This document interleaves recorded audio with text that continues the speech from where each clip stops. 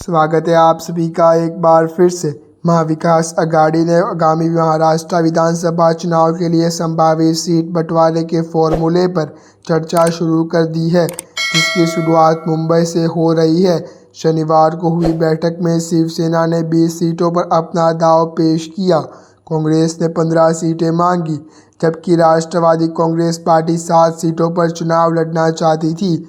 उम्मीद है कि अगले हफ्ते होने वाले बैठक में एमवीए में शामिल पार्टी आज सीट बंटवारे के फॉर्मूले को अंतिम रूप देगी।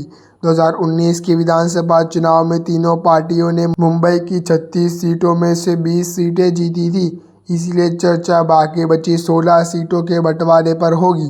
2019 के विधानसभा चुनाव में अविभाजित शिवसेना ने 14 सीटें जीती थी, कांग्रेस 4 सीटें जीत सकी थी, जबकि अविभाजित एनसीपी और समाजवादी पार्टी ने एक सीट जीती थी। पिछले 2 वर्षों में शिवसेना और एनसीपी में विभाजन के बाद शिवसेना के उद्धव ठाकरे ने नेतृत्व वाले गुट के पास 8 विधायकों का समर्थन है, जबकि एनसीपी एसपी के पास कोई भी नहीं है, क्योंकि अणुशक्ति नगर से चुने गए नवाब मलिक ने अजीत पवार के नेतृत्व वाली एनसीपी का साथ दिया है। एमवीए के अंदरूनी सूत्रों ने बताया कि शिवसेना 20 सीटों पर चुनाव लड़ने पर अड़ी हुई है। ठाकरे गुट के एक सीनियर नेता ने कहा कि पार्टी का मानना है कि हम अपने सहयोगियों की तुलना में बेहतर स्थिति में हैं और इसीलिए हमें शहर की 36 विधानसभा सीटों में से अधिकांश सीट मिलनी चाहिए। संभावना है कि मुंबई में शिवसेना को सबसे ज़्यादा सीटें मिलेगी।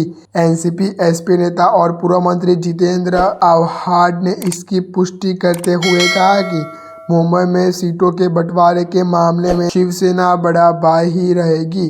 एमवीए के एक अंदरूनी सूत्रों ने बताया कि शिवसेना यूबीटी सभी 14 सीटों पर चुनाव लड़ना चाहती है, जो उनसे 2019 में जीती थी, सिवाय चंदीवली के, जिसे वो कांग्रेस से वांद्रे ईस्ट के साथ बदलने के लिए तैयार है। 2019 में शिवसेना विधायक दिलीप लांडे ने चंदीवली से चुनाव जीता था, लेकिन विभाजन के बाद उन्होंने एकनाथ शिंदे के नेतृत्व वाले गुट का साथ देने का फैसला किया। ठाकरे वांद्रे ईस्ट से वरुण सरदेसाई को मैदान में उतारने पर विचार कर रहे हैं, जहां से कांग्रेस विधायक जीशान सिद्दीकी जीते थे, जो अजीत पवार के नेतृत्व वाली एनसीपी में जाने वाले हैं। सरदेसाई पार्टी के शाखा युवा सेना के सचिव और ठाकरे की भतीजी है। कांग्रेस नेताओं ने संकेत दिया कि वे इस आदान प्रदान के बारे में सकारात्मक है, क्योंकि पार्टी चंदीवली सीट पर केवल 409 वोटों से हारी थी। सीनियर नेता आरिफ नसीम खान कांग्रेस के उम्मीदवार थे। मुंबई के एक पार्टी नेता ने कहा कि नसीम खान ने 2019 से पहले 2 बार इस सीट का प्रतिनिधित्व किया था और वे फिर से चुनाव लड़ने की इच्छुक है। एमवीए के एक सीनियर नेता ने कहा कि हमने आज सीट बंटवारे से संभावित मानदंडों पर चर्चा की है।